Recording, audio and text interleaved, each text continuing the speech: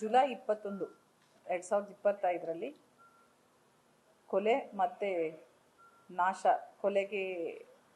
ಕೊಲೆ ಮಾಡಿ ನಂತರ ಸಾಕ್ಷ್ಯವನ್ನು ನಾಶಪಡಿಸಿದ್ದಕ್ಕೆ ಸಂಬಂಧಪಟ್ಟಂತೆ ಒಂದು ಪ್ರಕರಣ ದಾಖಲಾಗಿದೆ.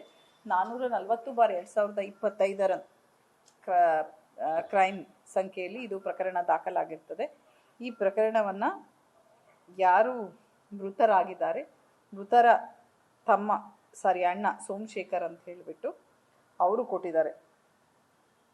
ಸೊ ಇದ್ರ ಪ್ರಕರಣದ ಸಾರಾಂಶ ಏನಾಗಿರುತ್ತೆ ಅಂತ ಹೇಳಿದ್ರೆ, ಯಲ್ಲಮ್ಮ ಅಂತ ಹೇಳಿಬಿಟ್ಟು ಇವರು ಈಗ ಯಾರು ಮೃತರಾಗಿದ್ದಾರೆ ಅವರ ತಾಯಿಯವರು, ಅವರು 22 ಜನವರಿ 2024 ಏನು ಈ ನಿಂಗಪ್ಪ ಅವ್ರ ಮಗ ಇರ್ತಾನೆ, ಅವನು 18ನೇ ತಾರೀಕು ಮನೆಯಿಂದ ಹೋದವನು, ಇದುವರೆಗೂ ವಾಪಸ್ ಬಂದಿರೋದಿಲ್ಲ ಅಂತ ಹೇಳ್ತಾರೆ. ಅದಾದ್ಮೇಲೆ ನಮಗೆ ಈಗೇನ್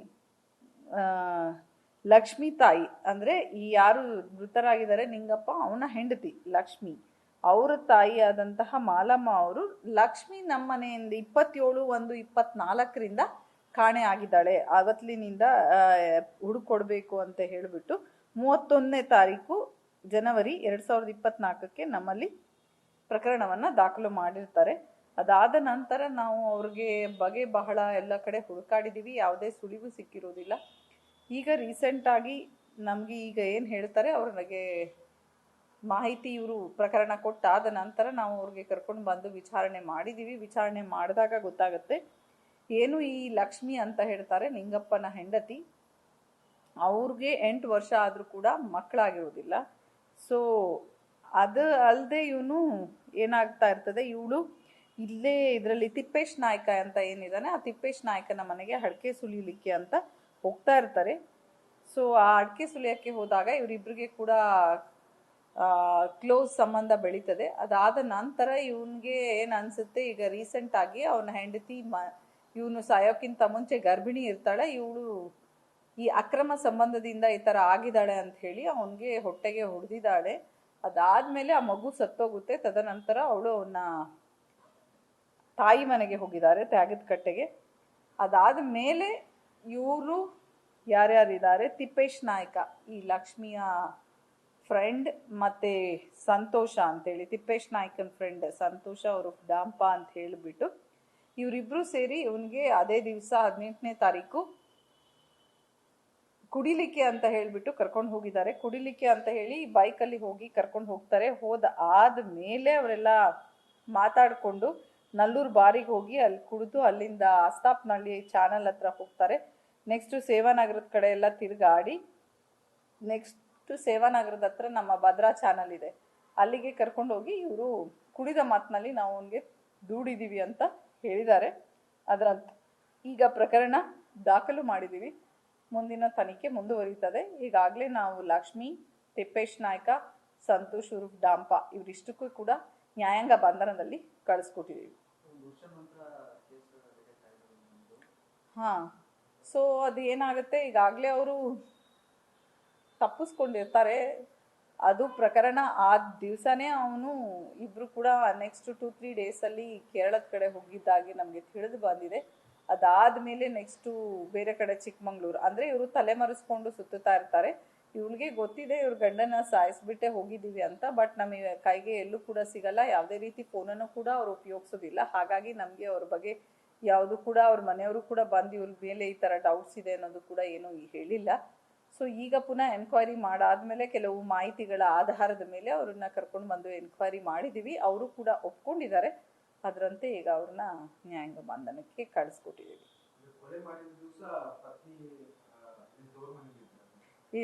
ಹೌದು, ತವರ ಮನೆಗೆ ಹೋಗಾಗಿದ್ಲು. ಇವಳಿಗೆ ಅಭಾಷಣ ಆಗಿರ್ತದಲ್ಲ, ಅಭಾಷಣ ಆದ್ಮೇಲೆ ಅವಳು ತವರ ಮನೆಗೆ ಹೋಗಿರ್ತಾಳೆ ತ್ಯಾಗದ ಕಟ್ಟೆಗೆ. ಅದು ಒಂದು 100% ಇದೆ. ತಾಯಿ ಆಗೋ ಇದು ಮತ್ತೆ ಅವನು ಮದುವೆ ಮಕ್ಕಳಾಗದಿರೋ ವಿಷಯಕ್ಕೆ ಪದೇ ಪದೇ ನಮ್ಮ ಇಬ್ಬರಿಗೆ ಜಗಳ ಆಗ್ತಾ ಇತ್ತು. ಮತ್ತೆ ಇವಳಿಗೆ ಇವನ್ ಜೊತೆ ರಿಲೇಶನ್ಶಿಪ್ ಇದೆ ಅಂತ ಡೌಟ್ ಇತ್ತು, ಅದಕ್ಕೆ ಕೋಪ ಬಂದು ಈ ತರ ಮಾಡಿದಾನೆ. ಅಫ್ಕೋರ್ಸ್ ಅವಳಿಗೆ ಇವನ್ ಮೇಲೆ ಕೋಪ ಕೂಡ ಇದೆ, ಮಗುಗೆ ಖುದ್ದು ಸಾಯಿಸಿರೋದು, ಅದೇ ಎಲ್ಲಾ ಕಾರಣಗಳಿಂದ ಈ ತರ ಮಾಡಿರುವುದಾಗಿ ತಿಳಿದು ಬಂದಿರ್ತದೆ. ಸಂತೋಷ್ ಇಲ್ಲೇ ಇದ್ದ. ಹೌದೌದೌದು, ಸಂತೋಷ. ಹಾ, ಅದು ಫಸ್ಟ್ ಹಿಂಗೆ ಮಾಹಿತಿ ಬಂತು ನಮಗೆ, ಕರ್ಕೊಂಡು ಬಂದು ವಿಚಾರಣೆ ಮಾಡಿದ್ವಿ. ಅವ್ರಿಗೂ ಕೂಡ ಅದಾದ್ಮೇಲೆ ಅವರು ಸೋಮಶೇಖರ್ ಅಂತ ಹೇಳಿ ಅವರ ತಮ್ಮ ಕೂಡ ಬಂದು, ಅಣ್ಣ ಬಂದು ಕಂಪ್ಲೇಂಟ್ ಕೊಟ್ಟಿದ್ದಾರೆ. ಅದರಂತೆ ಈಗಾಗಲೇ ಪ್ರಕರಣವನ್ನು ದಾಖಲು ಮಾಡಿದ್ದೇವೆ. ಲಕ್ಷ್ಮಿ ನಾಪತ್ತೆ ಆದ ಪ್ರಕರಣ ಹೊನ್ನಾಳಿಯಲ್ಲಾಗಿದೆ, ನಿಂಗಪ್ಪಂದು ಚನ್ನಗಿರಿಯಲ್ಲಾಗಿದೆ. ಹಾಗಾಗಿ ಚನ್ನಗಿರಿ ಪೊಲೀಸ್ ಠಾಣೆಯಲ್ಲಿ ನಾವು ಪ್ರಕರಣ ದಾಖಲು. ಇಲ್ಲ, ಬಾಡಿ ಸಿಕ್ಕಿಲ್ಲ. ನಾವು ಎಲ್ಲ ಅಪರಿಚಿತ ಏನು ಅಸ್ವಾಭಾವಿಕ ಮರಣಗಳಾಗಿದ್ದಾವೆ ಅದನ್ನ ವೆರಿಫೈ ಮಾಡ್ತಾ ಇದ್ದೀವಿ. ಬೇರೆ ಎಲ್ಲ ಆ್ಯಂಗಲ್ ಇಂದನೂ ಕೂಡ ನಾವು ತನಿಖೆಯನ್ನು ಕೈಗೊಂಡಿದ್ದೇವೆ. ಅದಾದಷ್ಟು ಬೇಗ ಆ ಬಾಡಿಯನ್ನು ಕೂಡ ಟ್ರೇಸ್ ಮಾಡುವ ಕೆಲಸವನ್ನು ಕೂಡ ಮಾಡ್ತೇವೆ, ಪತ್ತೆ ಹಚ್ಚುವ ಕೆಲಸವನ್ನು ಕೂಡ ಮಾಡ್ತೇವೆ.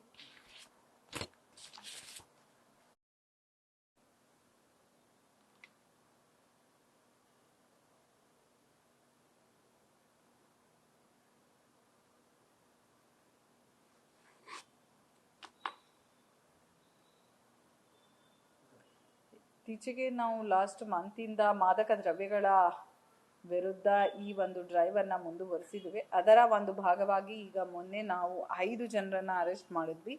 ಪ್ಯಾಟ್ರಿಕ್ ಅವರು ನೈಜೀರಿಯಾದವರು, ಮೊಹಮ್ಮದ್ ಬಿಲಾಲ್ ಅವರು ಕೂಡ ನೈಜೀರಿಯಾ, ಸೈಯದ್ ಜಬೀರ್ ಮತ್ತೆ ಇನ್ನೊಬ್ಬ ಪ್ಯಾಟ್ರಿಕ್ ಅಂಡ್ ಪ್ರಾಮ್ಸೆ ಇದರಿಂದ ಇದ್ದಾರೆ, ನೈಜೀರಿಯಾದಿಂದ. ಜಬೀರ್ ಅವನು ಬ್ಯಾಂಗ್ಳೂರವನಿದ್ದಾನೆ. ಬಿಲಾಲ್ ಕೂಡ, ಮೊಹಮ್ಮದ್ ಬಿಲಾಲ್ ಕೂಡ ಬ್ಯಾಂಗ್ಳೂರವನಿದ್ದಾನೆ. ಕಲ್ಯಾಣ್ ಚಟ್ಟಿ ಅಂತೇಳಿ CS ಕಲ್ಯಾಣ್, ಅವನು BDS ವಿದ್ಯಾರ್ಥಿ ಇದ್ದಾನೆ. ಇಷ್ಟು ಜನಕ್ಕೆ ಅರೆಸ್ಟ್ ಮಾಡಿದ್ದೀವಿ. ಅವರಿಂದ 19 ಗ್ರಾಮ್ MDMA ಅನ್ನ ಸೀಸ್ ಕೂಡ ಮಾಡಿದ್ದೀವಿ. ಪ್ರಕರಣ ದಾಖಲಾಗಿದೆ. ಅವರನ್ನು ನ್ಯಾಯಾಂಗ ಬಂಧನಕ್ಕೆ ಕೂಡ ಕಳಿಸ್ಕೊಟ್ಟಿದ್ದೀವಿ.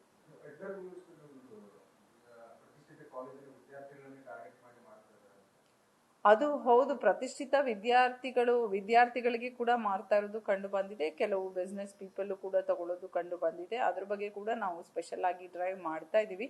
ಬಟ್ ವಿದ್ಯಾರ್ಥಿಗಳಿಗೆ ನಿಮ್ಗಾಗ್ಲೇ ಹೇಳ್ದಂಗೆ ವಿಕ್ಟಿಮೈಸ್ ಮಾಡೋಕ್ಕಿಂತ ನಾವು ಅವ್ರಿಗೆ ಕೌನ್ಸಿಲಿಂಗ್ ಮಾಡಿ ಅಥವಾ ಅವ್ರಿಗೆ ರಿಹ್ಯಾಬಿಲಿಟೇಷನ್ ಅಥವಾ ಅವ್ರಿಗೆ ಬಿಡಿಸುವಂತಹ ಕೆಲಸವನ್ನ ಯಾವ ರೀತಿ ಮಾಡಬೇಕು, ಅಡಿಕ್ಷನ್ ಸೆಂಟರ್ಗೆ ಕಳಿಸುವಂತಹ ಪ್ರಕ್ರಿಯೆಯನ್ನು ಕೂಡ ನಾವು ಮಾಡ್ತಾ ಇದ್ದೇವೆ.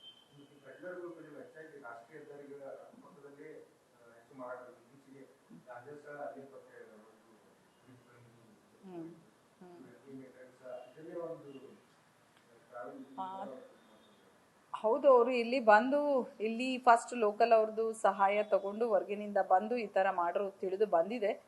ಫರ್ದರ್ ಅವ್ರು ಯಾರ್ಯಾರಿಗೆ ಕೊಟ್ಟಿದ್ದಾರೆ, ಏನ್ ಮಾಡ್ತಾ ಇದ್ದಾರೆ, ಮತ್ತೆ ಅವ್ರಿಗೆ ಎಲ್ಲಿಂದ ಬರ್ತಾ ಇತ್ತು ಅದ್ರ ಸಂಬಂಧ ಕೂಡ ನಾವು ಮುಂದೆ ವಿಚಾರಣೆಯನ್ನ ಮಾಡ್ತಾ ಇದ್ದೇವೆ.